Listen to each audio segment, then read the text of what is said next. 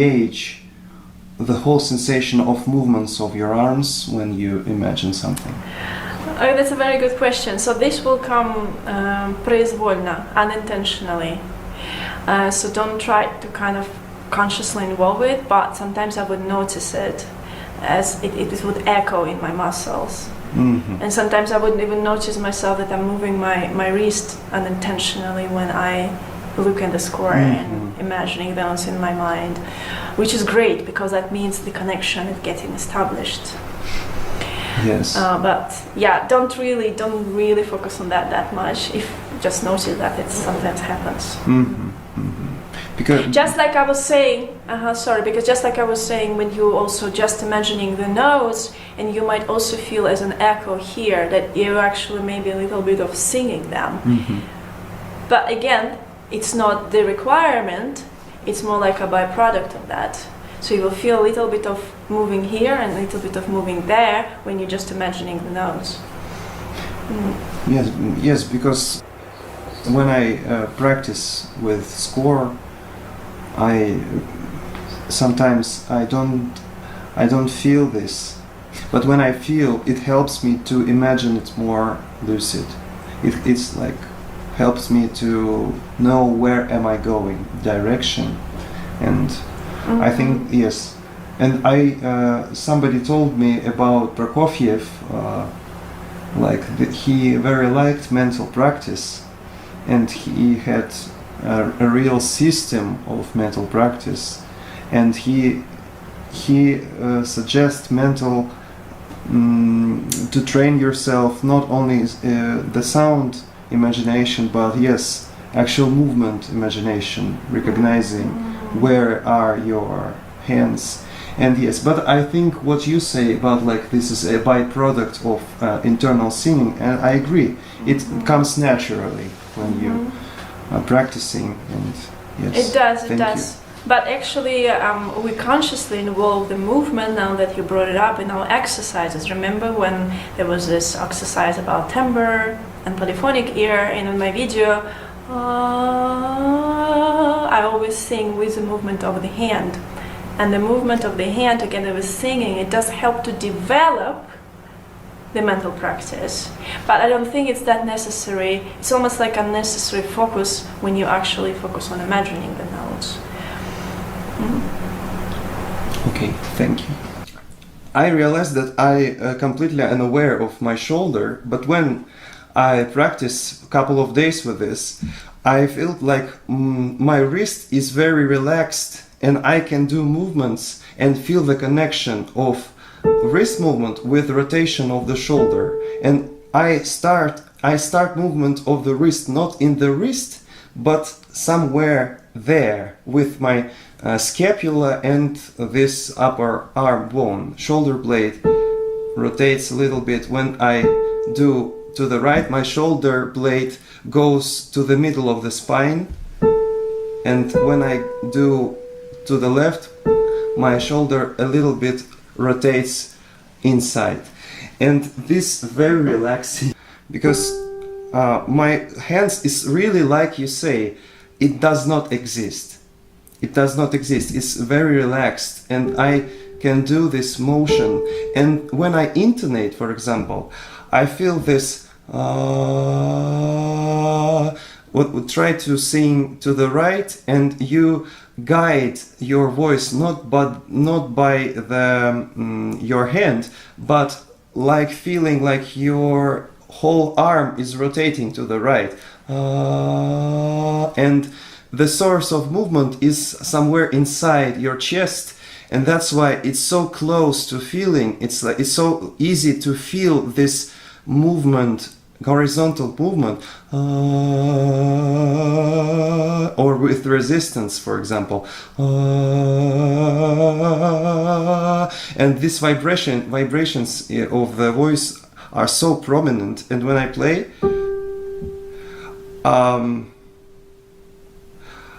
I feel so much work in my palm, and I want you. I had a student recently. He is 46, his age is 46, and he decided to start to play piano. And but he knows the music theory, he knows the notes, he is able to sing.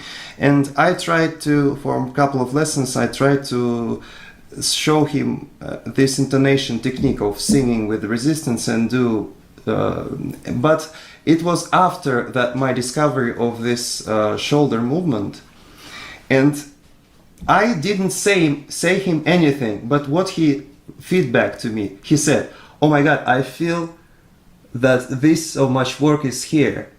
I just like fall out of my chair, because to came to this sensation, it took me more than year of my self-discoveries, and with you, of course, with your help when we just started today, I'm starting to feel this, but now it's even more prominent." But when this 46 year guy that never played the piano said that I feel this, this was right, very, maybe very... because for him he never had, you know, like a trauma, he never had blockages that prevents maybe. from feeling simple things, because what we're actually teaching, what I'm actually teaching, is all very simple and natural things. It's more about this amount of this dense blockages that is in the way that we need to retrain. So yes, but because when I was constantly focusing on my wrist when moving, but now my attention is wider, and now I feel like the wrist movement triggers the rotation of the elbow and the whole arm, and this is the whole system of the body. And even if we go deeper, a little bit rotation of the torso, maybe, but not necessarily. Right, but you And see, this- I understand. I guess for me, I didn't look at this that way, because as soon as I started adding arm weight, I was started engaging the whole body and feeling that the energy of my playing is going actually through my whole body. I think leads to a little bit of your discovery. I think it's very similar feeling what Yes, you you expressed. just came to this naturally. Yes. But I'm through my analysis, because I have this freeze sensation in shoulder, and when I start to move this, even arm weight, even my spine and my posture becomes more straight, and when I play, I feel like, whoa, I just like to sit straight. It's easy.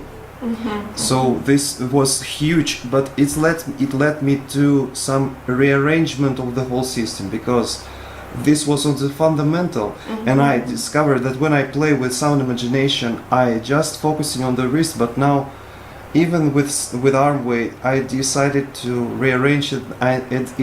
It was demanding me. It demands from me a couple days to readjust the whole system.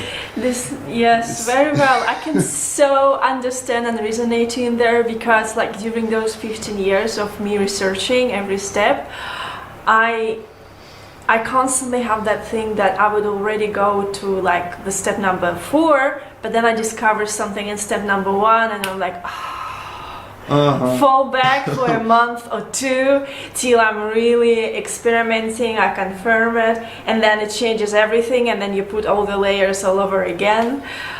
That was something. Yeah. Yes, it took lots of patience, but I think I am rewarded, because now the couple of days and I feel without any pain in my shoulders, I feel comfortable. Even I discover that my pinky and forefinger are so weak, because I sometimes, even when I played forte, I reached the forte with some maybe compensating forces. Yes, you never really use the muscles there. Yeah. Yeah, and when I released the blockage from here, I realized that my palm really didn't get used to those kind of exerting these muscles. And these fingers, first, second, and third, they are okay, but those, they need to they need to work. For me, work out. actually, the last one was the thumb. And it only came, I only started feeling my thumb maybe when I was 25, 26. Again, first, something, the achievement was first done in my left hand for some reason, and then to the right hand, because maybe the right hand is more stiff, it has more trauma because we play more with the right hand.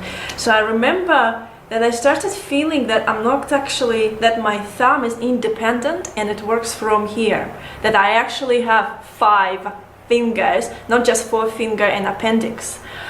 And that was, and then maybe after a year or 2, that sensation, it's a very delicate and fragile sensation, started developing in my right hand thumb.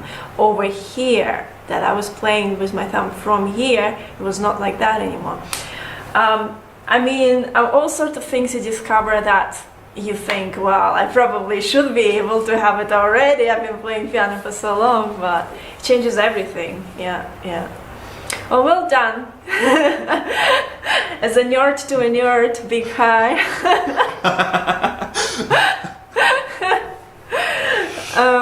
All right. Well, Ken, before you were show me that very brave chosen polyphonic piece, can you first show me the playing exercises actually, because those are two quite challenging.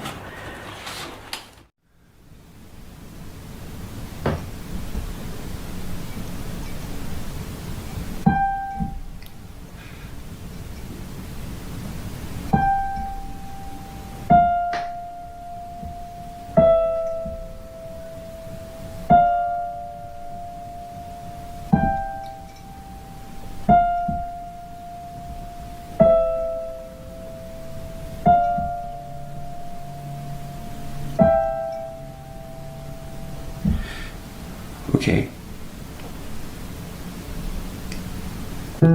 Lower with right hand, yeah?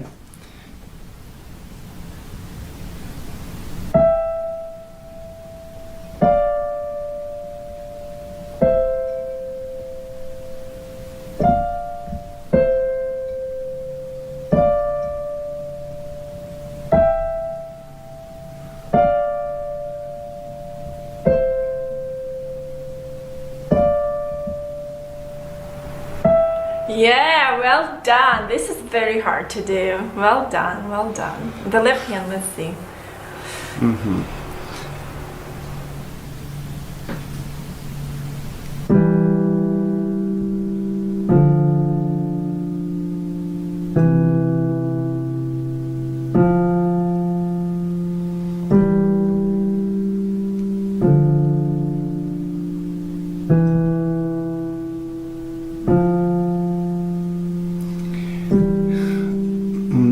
Yes, I feel like my 5 and 4 finger are a little dull. They sometimes they didn't exert as much as I want them. Okay, lower.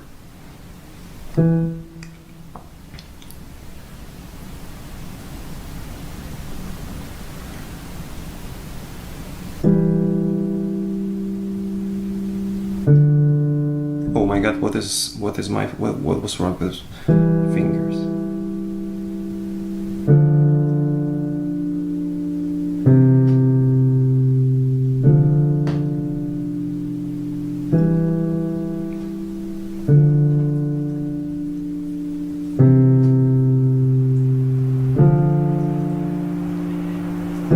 Okay, so the left hand, the lower voice is always the hardest for me as well.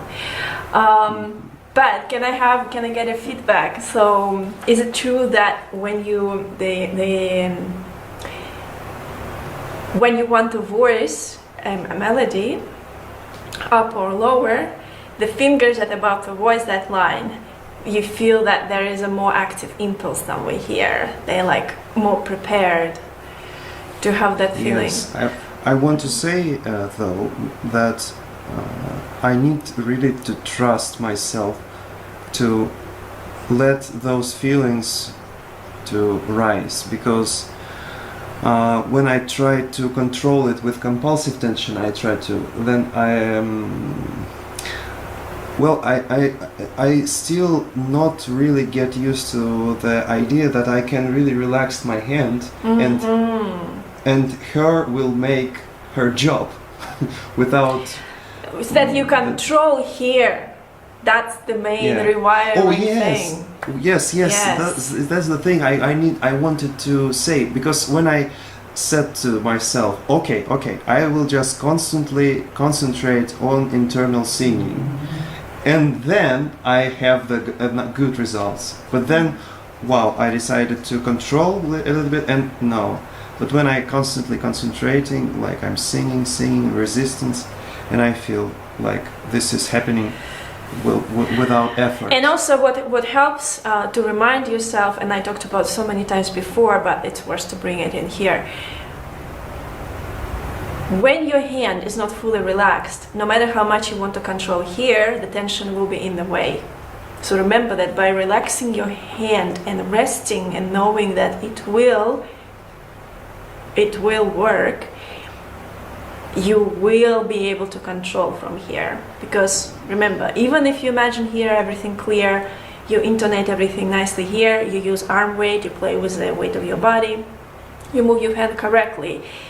If you still have this leftover of compulsive tension here because you don't know how to, in the past you didn't know how to control, and you think just by tensing your body you will control it, if it's still there in some level, then the energy will not go through. So keeping your hand absolutely passive, as non-existent, will just help you to control it. It's very paradoxical.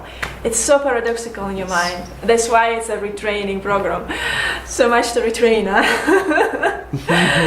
Yeah. But well done. And second exercise. Okay. Chord. No. Can you show me forte, please? The same one. Ah, okay.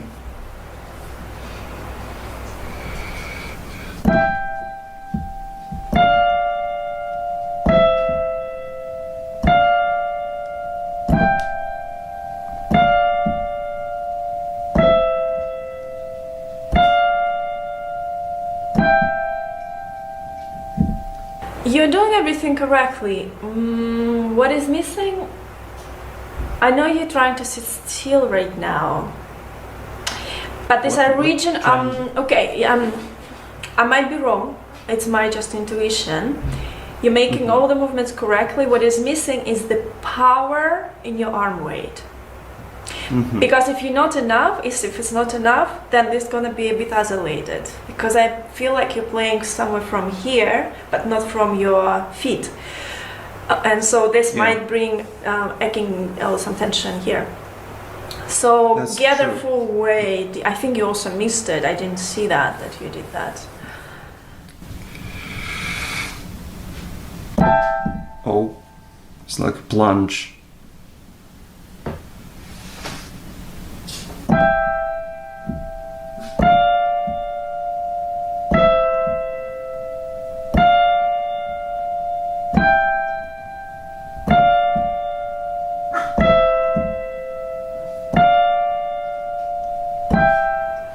And also one more time, remember to add the one end to end. Organize your movements more rhythmical, so it will give you the momentum.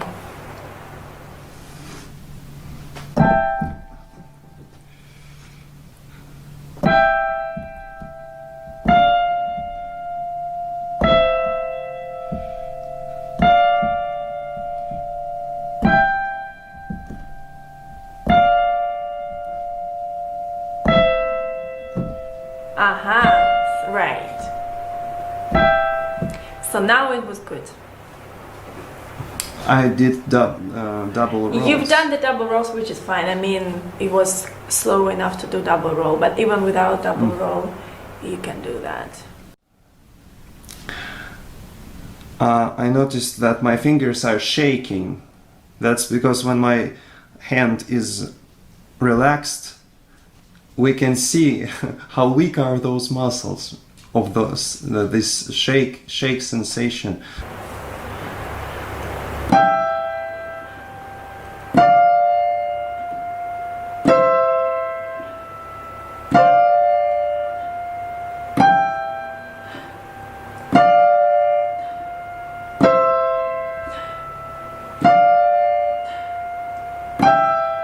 that's why it's such a good exercise. I just feel power here. So you can do it without double roll. You can do it with a double roll. I suppose if you play a bit slower and double swing.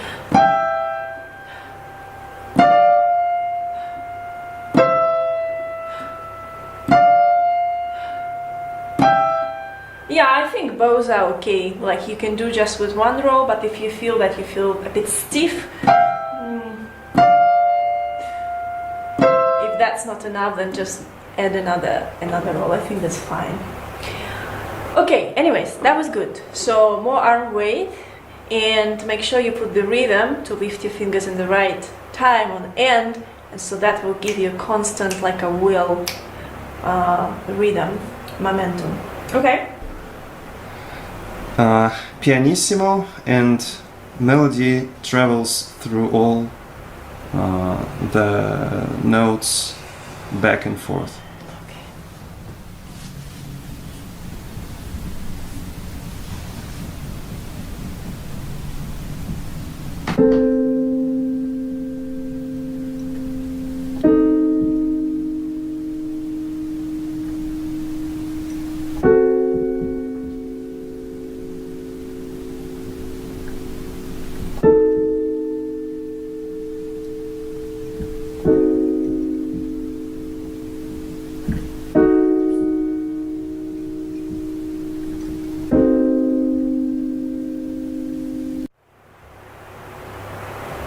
Okay, so there is a problem. I said about this last time at the end of the video, of the lesson, but I want to emphasize again. So when you try to do it that way, make sure that you keep again the momentum and inertia, because what's happening now is that you play the chord and then obviously you need more time to focus on phonos and then voice it. And so sometimes what happens is that you actually make the movement and then you kind of stop. You freeze before playing the next one. Yes, I feel this. And that freezes the energy, and then you play basically the note not from your body but like from the point, and that's not gonna control it. So then play slower if you need more time, but make sure you don't hesitate. I freeze because I accumulating this pre-feeling preparation to press the key, so muscle exerting very slow. That's I feel this. That's okay, but you still, it creates that little break. All right, I'll try without those breaks. So just play slower if you need more time. Mm-hmm. Okay, so right, so you're doing something, you know, like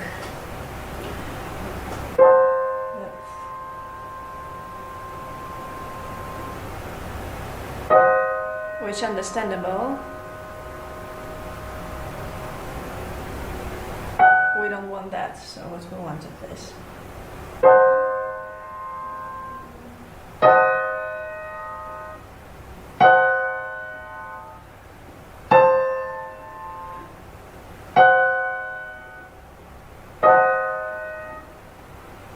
I'm still, there is a moment, it's true, there is a moment where you kind of almost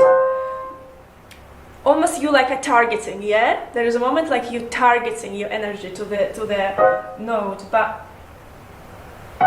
it's still in the moment of this kind of movement. I don't really stop there with my wrist.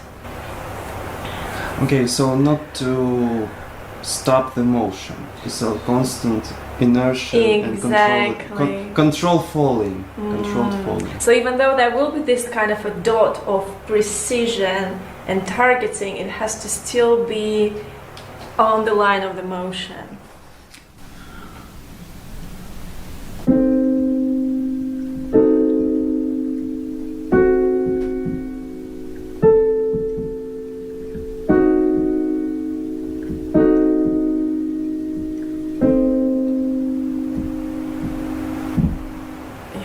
That's it. That's what we want. Let's see your forte.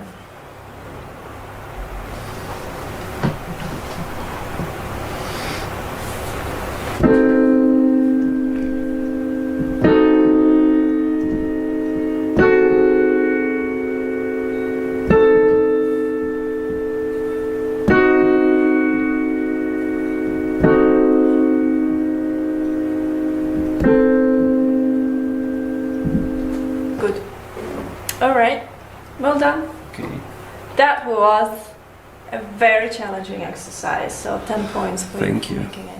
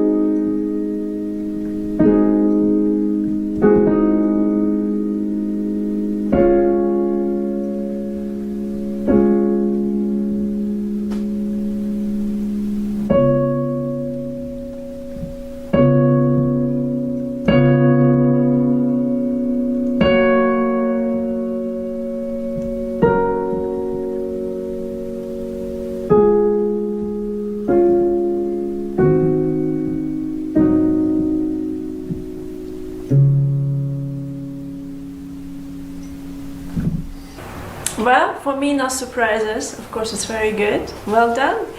And now you start actually looking like a pianist who's playing. It's not anymore 2 notes. Now we're getting real. 30% in the system. That was really good. I didn't feel that there was any issues in your playing. How did you feel? I feel like this is 40% of I actually can do. Right, okay. So because I still feel this stiff, sometimes I don't trust myself, I already say about this. But when I trust, it's always risky. It's always risky. You feel like you play with the risk. You're like letting yourself go. And I need to more get used to this feeling. And know that my risk will be rewarded.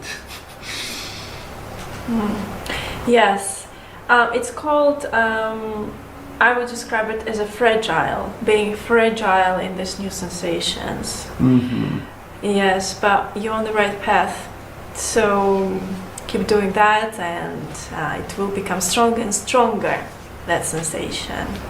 So it will not feel like a risk anymore, but like a safe place. Yeah. Mm-hmm. Yeah. So today we're probably going to cover only interpretation of articulations in all periods in music, from Baroque to Romantic. And so the question is, for example, in Baroque music, where no articulations were written, why do we even need to be so clear on articulations?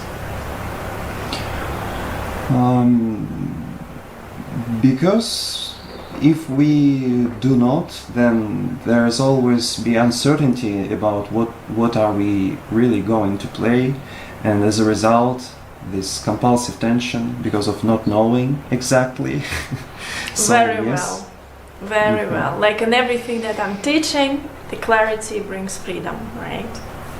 It's the motto. The clarity brings freedom. Yes, that's true. So, good answer. Now, before we jump into a certain concrete rules, because again, why it's so hard? I remember I was playing those preludes and fugues, and I mean, sometimes you get addition with some written articulations, but it's also good to know why, right? And maybe sometimes just or text and decide for yourself. So before we go to those concrete rules, can you just tell us about détaché, because it's not really widely known articulation, and where does it come from? What does it mean? Détaché is the articulation of string instrumentalists. They play the sequence of notes on each bow stroke. No, they play every note. Yeah. So every note. in every the sequence note of notes, each note on one. Yes, okay. yes. So,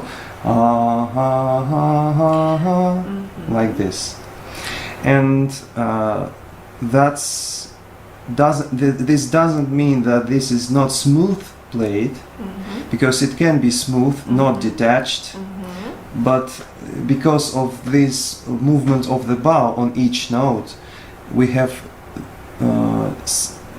this attack of the note is more prominent, and they are a little bit detached but not detached. We see this edges between notes. So the changing of the bow gives a kind of a crispy illusion of each sound.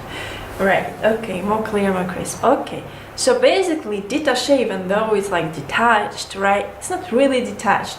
Actually, détaché means connected, but with a clear attack of each note. Alright, and later, maybe tomorrow in the lesson, we'll talk about how to achieve that through singing and through playing. Okay? So, another reason why détaché is also called articulated legato, or sometimes you can find brioso written, meaning détaché in the score. So articulated legato is because, yes, it's actually played smoothly, but because each of the notes is on separate bow, it creates it's creating an impression of a crisp and articulated sound. Okay. So détaché is kind of connected. We established that. So now let's go to some rules. How to approach interpretation of articulations in Baroque period music, where we would usually use non-legato and maybe two-note slow articulation. So non-legato, let's also establish, again, we'll talk about all of this later in detail, but non-legato is a little bit more detached than détaché, okay? Okay, yeah. Non-legato and two-note slurs, usually we can use on longer notes non-legato, or in slow pieces. We can play long notes in non-legato articulation, and those two-note slurs also approaching the first note and then smoothly go to second note. And that's again more stress on first note. Alright, so non-legato generally we can use in more slow pieces. And if you look at the example, so here we have this example.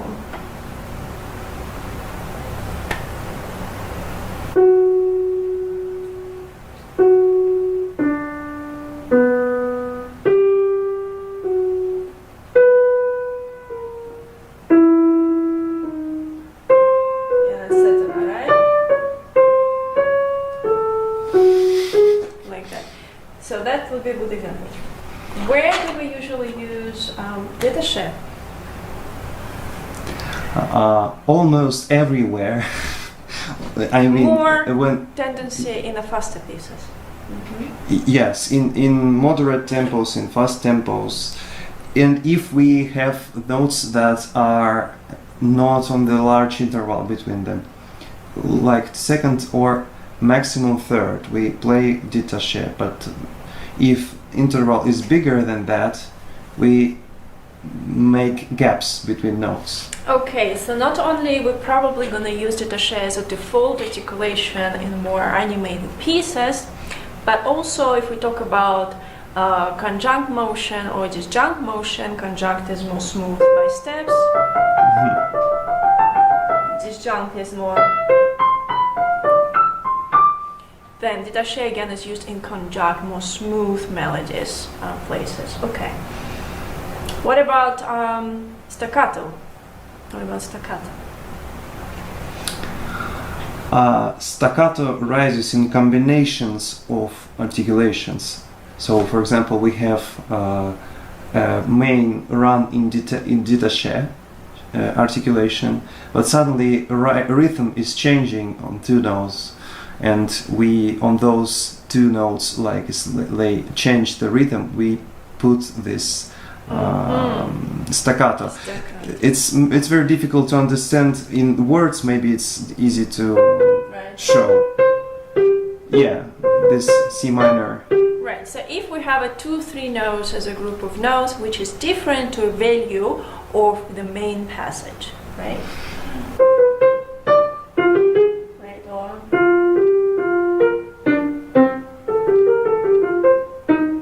like this. Okay. Where do we use tenuto, or maybe accent and staccato? This kind of combination. Combination. When longer note and shorter note,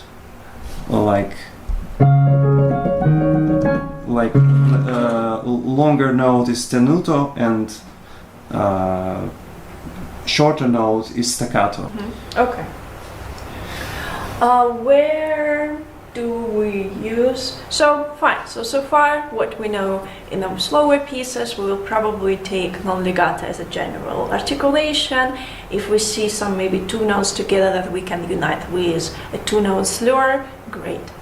In a little bit faster pieces, we're going to use détaché by default, especially if they are in conjunct motion, very melodic, by going by step. If they go in just disjunct motion, just jumping all around, then we will probably use non-legato or staccato. Also, usually when we have a 2 or 3 notes that are different in value from the values of the main passage, we will use staccato on those 2 or 3 notes. And when we have a combination of a longer or shorter note, we'll probably use tenuto or accent and staccato. Okay. That's pretty much it. Good. So now let's go to practicing this together. Can you, do you have that page? Yes, yes. Articulation marking practice. Alright, so we have a bit of time. So let's go and just see how you would approach it. We're not going to go through everything, but just to give you, as your homework, I would like you to finish it and send me the screenshot. But let's see how we're going to approach this. So let's start. First of all, we know that this piece is quite animated. I think I used to play it when I was 16 or 17, I remember. Me too. I think it's such one of the popular ones now. Alright, starting with the left hand. You tell me which articulation and why. Oh, I'm sorry, I want to do a commentary. So yes, but yes, we said this in the very beginning of this lesson. We, as well as with voicing, we always have to choose on each note. We always have to choose, not to leave the notes blank. We always have to choose, even though, like, okay, in this little note, quarter note, it's, but I really need to decide on each note what articulation I'm gonna play. Yes, that's what I wanted to say. Okay, so yes, exactly, and that's for how we started the lesson. You need the clarity, not to feel tense because of the compulsive tension. Okay. Yes. Okay, I probably play it with tenuto. Fine. So you would write tenuto there. Great. Next one. These 3 notes. In right hand, yes. Détaché on 16th notes. Because they are in conjunct motion, they are pretty fast, and they. That's enough. Yeah. Oh, I'm starting to realizing about your questions. It's like when we practicing elbow motions, intrinsic dialogue. Yes, I need to do the steps. Okay. Okay, they are pretty fast and they are in conjunct motion. Okay, then we have different in note values. We have the rhythm value like in slower. So we have okay, we have notes. three notes that are different in value, and they are in disjunct motion. So which one we would use? Okay, I mean that if we stick to the rule, the first notes are fast and they in conjunct motion, they détaché. Next notes are in disjunct motion and they are slower in the 8 notes, not the 16th notes, and they would be staccato. Okay, so we're gonna be this is détaché, and then staccato. Good. The next bar. Or we can play détaché only 2 notes, and then all the 8 notes would be staccato. And I think I would prefer to play like this. So let's see what we have. So tenuta, détaché, and staccato.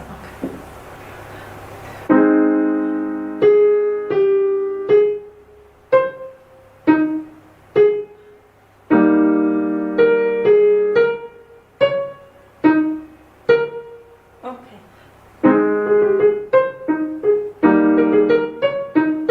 Something like that. Okay. Next bar. What about the right hand? Left hand is the same. I think it probably tenuto. That both notes. Okay, tenuta. Then maybe staccato. Yes, staccato on 8 note and tenuto on quarter notes. Okay. Great. In left hand, the same as in the right hand at the beginning. Okay, so left hand. I'm not playing with any phrasing right now, just again, a disclaimer. It sounds so good. Okay, so here we're gonna have tenuta.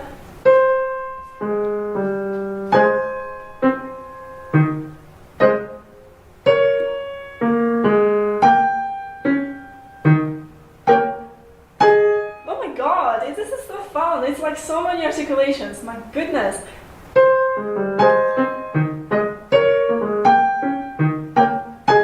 So this is just pure articulation. It's like playing in 4K. Yeah.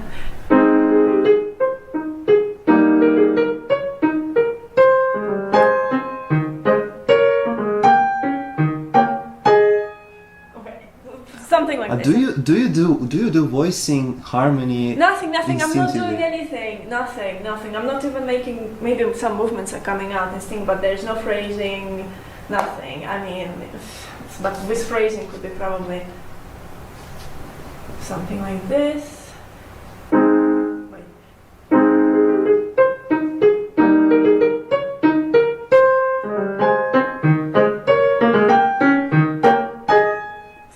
Wow.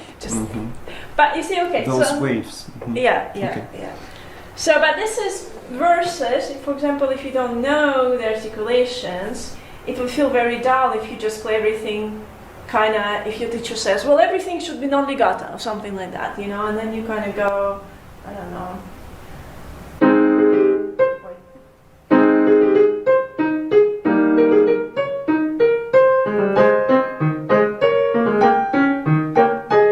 How flat that is.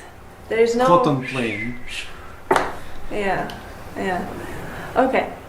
Good. What about the next example? The next fugue is slow. I think. We yes. know that, yes. Yes, and that's why we somewhere need to use double slur. So the default two-note articulation is gonna be probably non-legato, right? Mhm.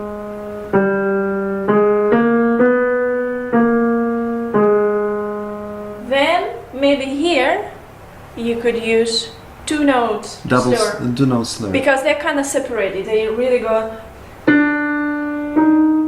and then the rest again non-legato, or Mhm. continue. But that kind of doesn't go, I don't think. Well, whatever. But we can just play non-legato. Or you can, yeah, you can just play everything on legato. I would just go Mhm. either everything on legato or everything on legato, but this one I would do Mhm. with a slur. When I read the topic, I thought that it's interesting that we don't even talk about legato. Yeah, exactly, because legato did not exist. The clavichord couldn't sustain the sound, so there was no idea about legato. So that would be out of style. Okay, next one. This one is quite animated. Lots of conjunct motion here. We can play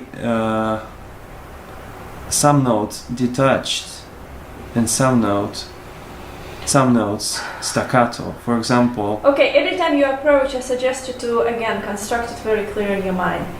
Okay. This is animated. What is your default articulation here? Détaché Okay. and staccato. Okay, Yes. so generally Default is détaché. Default is détaché. well done. Okay. Now let's see And- where you're gonna put your staccato. Oh yes, yes. On the second and third note in the first bar.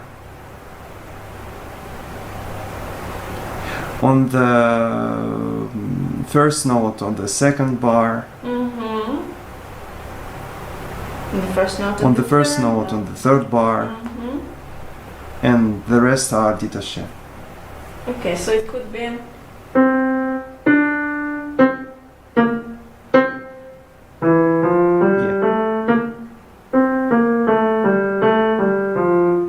Something in my mind also tells me that sometimes people actually make a two-note slur in the first two notes, so they just kind of go, kind of really connect, or better say they probably do this détaché, and then all four notes they actually make with staccato, like Yeah.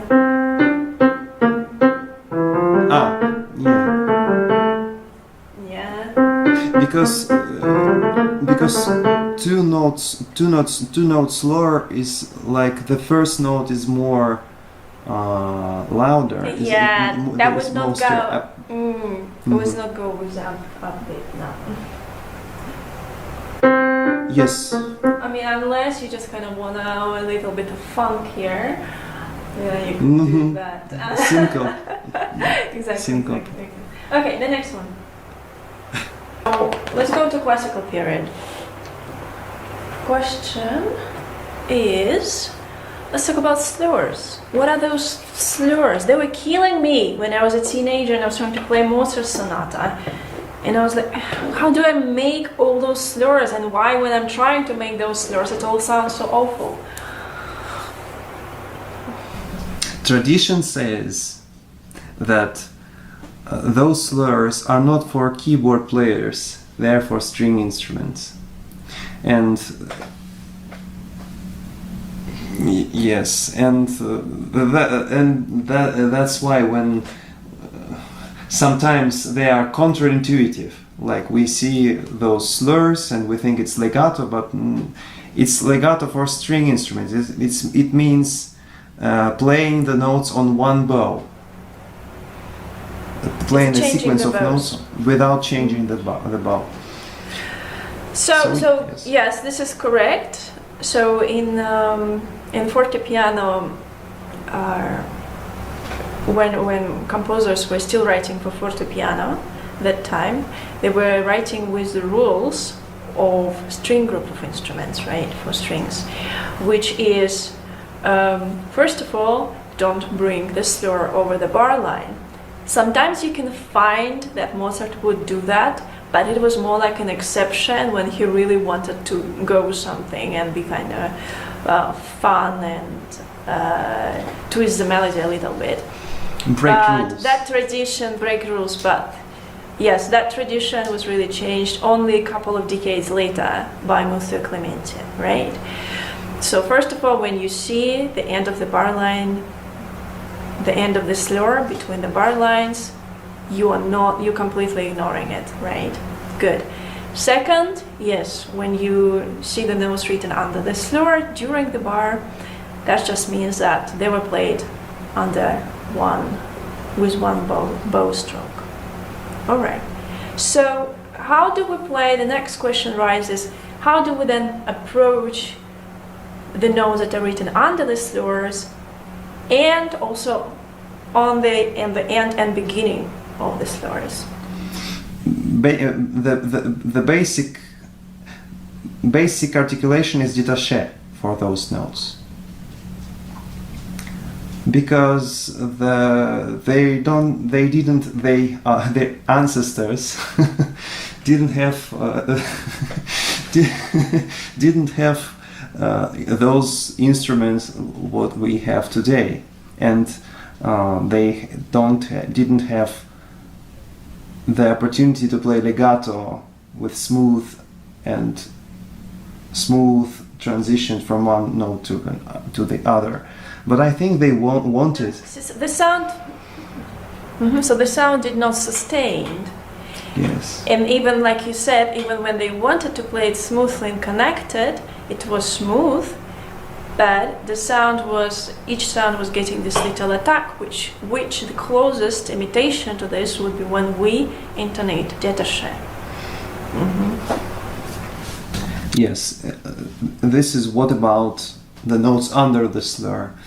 When the situation is like when we have two slurs and the ending of one and beginning of the other, between those slurs, not necessarily we need to play with gap, with really detached notes, because all we have to know that this is only the changing of the bow. So we change the bow, but not bringing it out of the strings. Yes, so not like this. I like this, without any interruption in sound. And again, we have the confirmation about this interpretation of the slurs from, again, the father of Mozart, who was saying that would be just ridiculous if you make a gap, because that would go against the phrasing, and all instruments is just imitation of singing, and if you sing, you wouldn't sing it that way to create a nice, beautiful phrase. Okay. So general default articulation is détaché, and most of the time we should just kind of ignore those visually disconnected notes in the score, especially if we go over the bar line, that's for sure. Of course, there are two notes that are still, which we will learn how to intonate in the next lesson and play. It's a different story, but most of the time. So now, right away, that takes a ton of confusion from your mind when you look at the Mozart score or Haydn. It's like, oh, okay, because like all those slurs would just weight me down, because I really don't know how to play them. Also, like, should I play the beginning of the first note in the slur, no matter how long it is, still more like I would do in the 2-note slur. Should I emphasize it more? Like, what exactly does it mean? It was like, the people say playing Mozart is hard. Some part of that is just seeing all those slurs and not knowing how to deal with them. Okay, good. Okay, there is also a couple of times you can see the slurs in the accompaniment that just goes,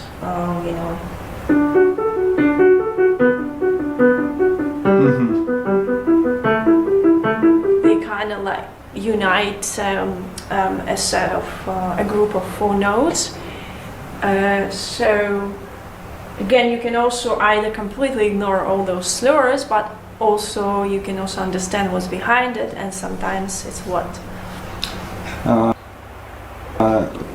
Usually first note in the slur is stressed more.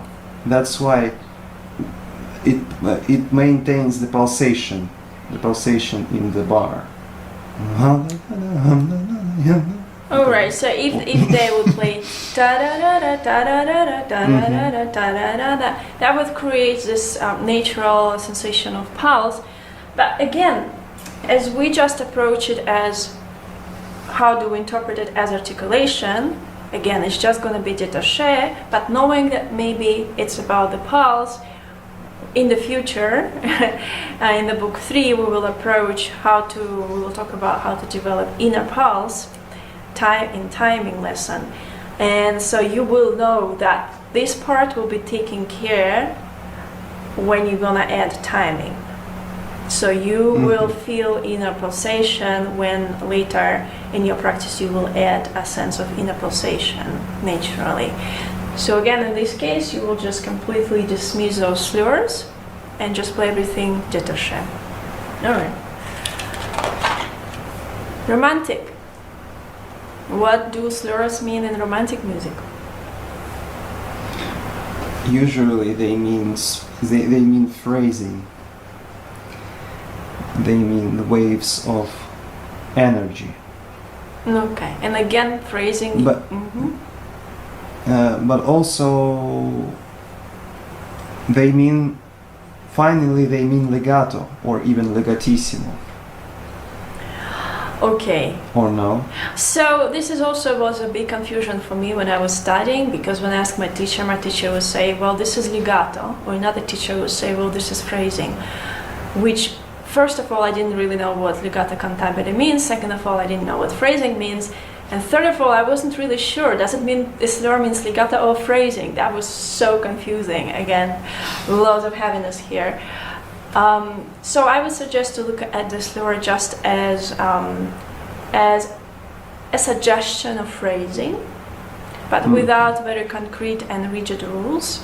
But just generally know that by default, even if there is no slurs, you would play everything legato cantabile, right? Because all romantic is about singing, and that singing legato is what we need to bring in. Also, with thank God, a normal piano appeared with a good sustained sound, so that allowed composers to express better and perceive in a different way actually the sound. Right, what about the interpretation of accents sometimes that you can find in music by Chopin?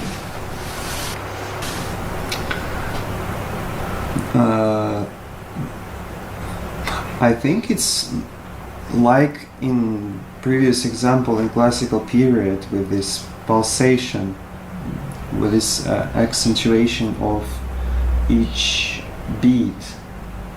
You need to come, and it's not the accent like a real accent, but like more inner pulse, support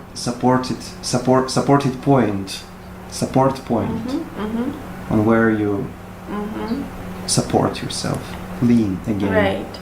Against. So when I studied with the wife of your teacher, right? So she told me that she hates. I hate those accents, and then she kind of like slapped me away from the piano, and she was just like, I hate when they play. You can imagine, right? Okay, crazy woman. All right. Yes. So that kind of stuck in my mind. I mean, she taught me also very nice things. I mean, she was the one who actually inspired me for, she took this piece of the paper and the pen, and she wrote those. This is how you need to play. You need to put those, these dots are your notes, and then she connected them with a line, and this is how you connect them. Play. But obviously I started thinking, you know, like, so what that line could represent between the notes. So we need to think how one note goes into another note. It can be done through sound imagination with glissande, it can be done through internal singing when we intonate, but this is how we connect those dots. So that kind of hit me. But yes, those sorts of kind of accents you can find on almost everywhere. So obviously you would play,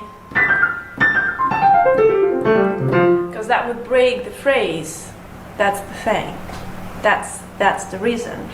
And sometimes people, I even found references that sometimes Chopin was writing it for his students. Let's say your fourth finger is not loud enough, so it sounds more like. So he probably like wrote this accent more of the fourth finger, you know, and it kind of thickened the score.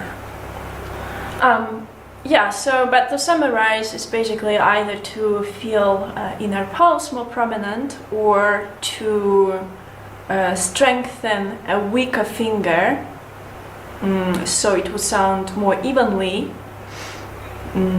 but it's not necessarily a real accent like you would approach a Beethoven accent, you know. Right, okay.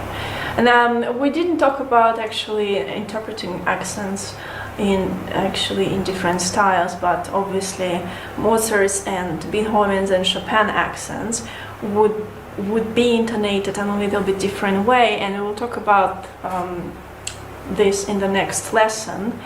But it's also about the style of intonating accents. All right, and in impressionism.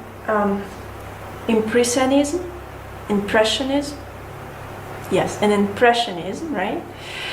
So the slurs, even Ravel was saying, it's more like a musical slurs, meaning it's phrasing slur, right?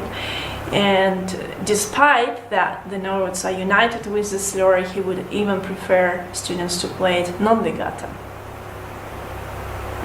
to have this crispy sound. He loved that crispy sound. All right.